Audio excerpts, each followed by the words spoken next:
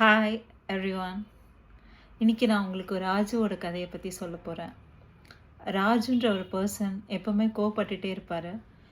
எதுக்கு எடுத்தாலும் கோவம். சாதத்தில் உப்பு கொஞ்சம் அதிகமாக இருந்தாலும் அம்மாட்ட கோவப்படுவார். அவங்க லவ்வர் அவருக்கு மெசேஜ் பண்ணலனாலும் கோவப்படுவார். ஆஃபீஸ்லேயும் கோவப்படுவார். இப்படி கோவப்பட்டு பட்டு பட்டு அவருடைய உடம்பு ரொம்ப பாதிக்கப்பட்டுச்சு. அவரை சுற்றி அவருக்குன்னு சொல்லிக்கிற சர்க்கிள் இல்லை. வெரி ஹானஸ்டான பர்சன்.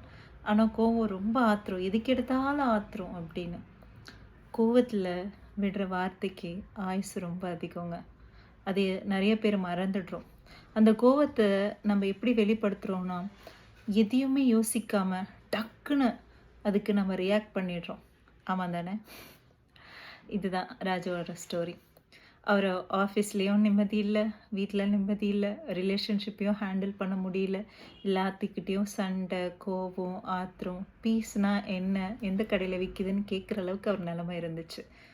அப்போ தான் அவருக்கு தெரிஞ்ச ஒரு ஃப்ரெண்டை சஜஸ்ட் பண்ணாங்க.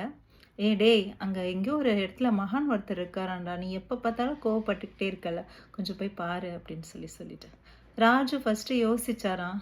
அப்புறம் அவர் சரி போய் பார்ப்போம் என்னதான் சொல்கிறாரு அப்படின்னு சொல்லிட்டு அந்த மகான்கிட்ட போய் அவருடைய இஷ்யூ எல்லாத்தையுமே போய் சொன்னாராம். எனக்கு ரொம்ப கோவம் வருது, யாரை பார்த்தாலும் ஒரு வெறுப்பு, என்னால் அதை கண்ட்ரோல் பண்ண முடியலன்னு. அப்போ அவர் கேட்டாராம், அந்த கோவம் எவ்வளோ நேரம் உங்ககிட்ட இருக்கும் அப்படின்னு.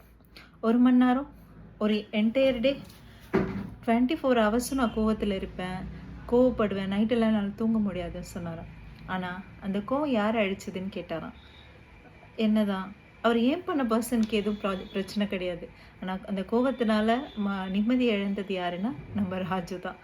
அப்போது அவர் சொன்னாராம், இந்த பானை எடுத்துகிட்டு வாங்கினாரா. பானை எடுத்துகிட்டு வந்தார், தண்ணியை இது பண்ணார், தண்ணியை நல்லா கொதிக்க வச்சார்.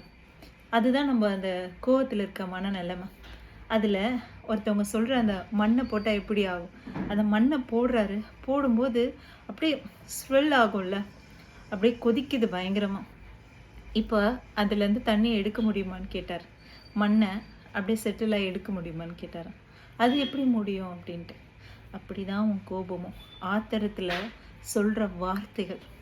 அதுவே அந்த தண்ணி ஆறுனதுக்கப்புறம் அந்த தண்ணி அந்த கப்பில் போடும்போது அந்த சாண்டு செட்டில் ஆயிடுச்சு. கொதிக்கிற தண்ணியில் சாண்டு போடும்போது அது ஸ்வெல் ஆகும்.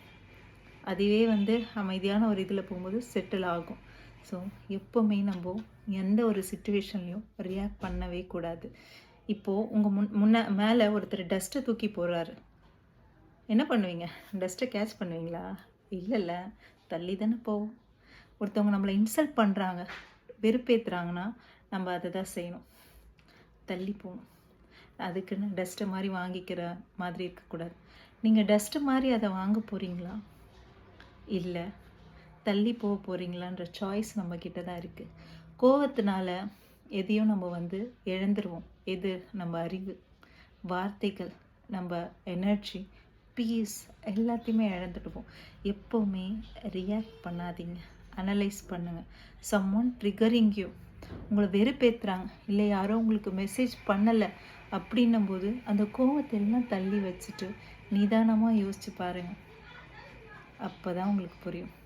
நம்ம கோபத்தில் நம்ம வார்த்தையை விடுறவங்கள இந்த உலகம் அப்படி உதாசனப்படுத்த போயிடும்.